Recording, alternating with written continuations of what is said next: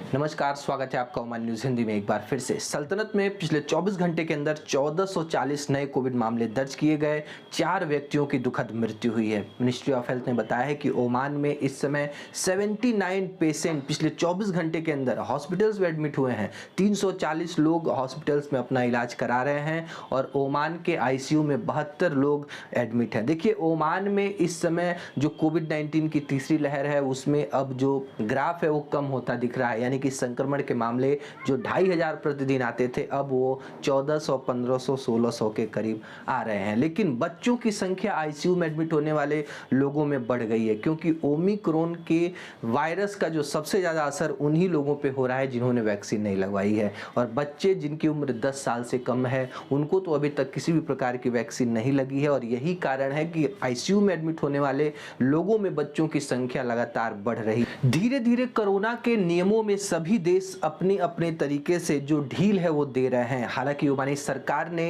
5 Omani riyal के खर्च की कटौती की है, जो कि आरटीपीसीआर टेस्ट रिपोर्ट को स्टैंपिंग कराने के लिए खर्च होता था। अब इस नियम को खत्म कर दिया गया है और ओमान से यदि आप भारत आ रहे हैं तो 72 घंटों के अंदर आरटीपीसीआर टेस्ट करवाने की आवश्यकता नहीं है यदि आपने वैक्सीन की दोनों डोज लगवाई है। लेकिन यदि आप वापस ओमान जा रहे हैं तो 72 घंटों के अंदर आरटीपीसीआर टेस्ट रिपोर्ट लेना अभी भी ये नियम चल रहा है, यानी कि ओमान जाने के लिए आरटीपीसीआर टेस्ट की आवश्यकता होगी। लेकिन यदि आप भारत आ रहे हैं और वैक्सीनेटेड हैं तो किसी भी आरटीपीसीआर टेस्ट की आवश्यकता नहीं है।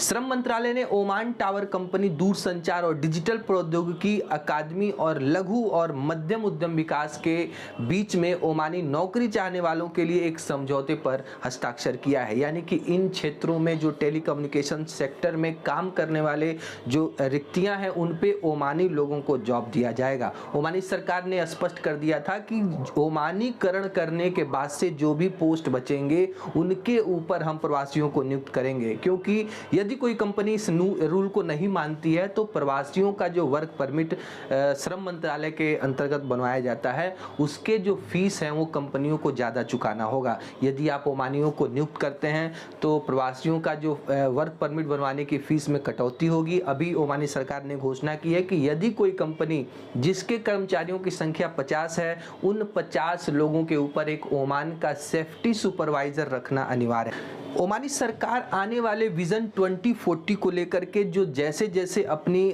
तकनीकी है, अपनी सुरक्षा है या फिर जो भी आधुनिकीकरण को इतनी तेजी से बढ़ावा दे रही है कि ओमानी सरकार अब लग रहा है कि गल्फ के अन्य देशों को पीछे छोड़ देगी। ओमान सरकार ने मस्कट में रोबोट के माध्यम से जो पार्सल डिलीवरी की शुरुआत कर दी और एक नई घोषणा की है। ओमानी इलेक्ट्रिकल कार, यानी कि मेड इन ओमान में बनी हुई इलेक्ट्रिकल कार जिसका नाम है मेस, रविवार की एक कार्यक्रम में इसका उद्घाटन किया जाएगा। ये कार 0 से 100 किलोमीटर की रफ्तार 4.9 सेकंड में पकड़ लेती है। कार एक बार चार्ज होने पर 500 किलोमीटर की दूरी तय कर सकती है और कार की अधिकतम गति 280 किलोमीटर प्रति घंटा है। सबसे बड़ी बात यह है कि ओमान पूरे वर्ल्ड में इसको मेड इन ओमानी कार के तौर पर लॉन्च कर रहा है। ओमान में आज से शुरू हो रहा है आईसीसी T20 वर्ल्ड कप के क्वालिफायर राउंड एक की शुरुआत 18 फरवरी दिन शुक्रवार से इसका पहला मुकाबला नेपाल और ओमान के बीच खेला जा रहा है।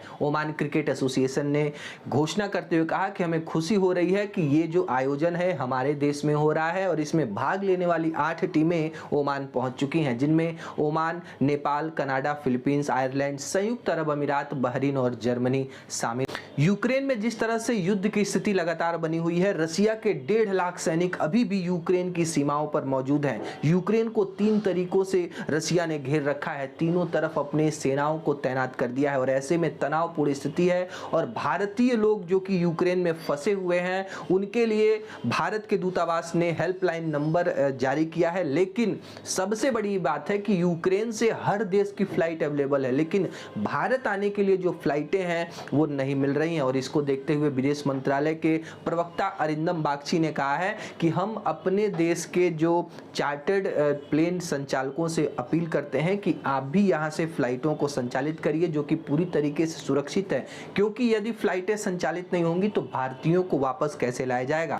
ओमान के मानवाधिकार आयोग की टीमों ने उत्तर अल्बतीना के सुहार में रॉयल ओमान पुलिस के विभाग का एक क्षेत्रीय दौरा किया। ओमान के मानवाधिकार टीम की यहां पर सुहार में जाकर के विशेष विभाग का दौरा करती है ताकि कैदियों को किस तरह की परिस्थितियों में रखा जाता है, उनको कौन सी सेवाएं दी जाती हैं, कैसे उनके खाने पीने रहने का व्यवस्था किया जाता है, इन सब चीज़ों का जायजा लिया। देखिए, ओमानी सरकार इतनी भी क्रूर नहीं है, लेकिन यदि आप जुर्म करेंगे तो आप सजा के पात्र होंगे। हालांकि कई बार विशेष मौकों पर ओमान के महामहिम सुल्तान हैतम बिन तारिक लगातार कैदियों को क्षमा दान भी देते हैं, यानी कि उनकी सजा माफ करके उनको उनके देश भेज दिया जाता है। भारत के केंद्रीय स्वास्थ्य मंत्रालय ने पिछले 24 घंटे के अंदर 25,920 कोविड मामले दर्ज किए हैं।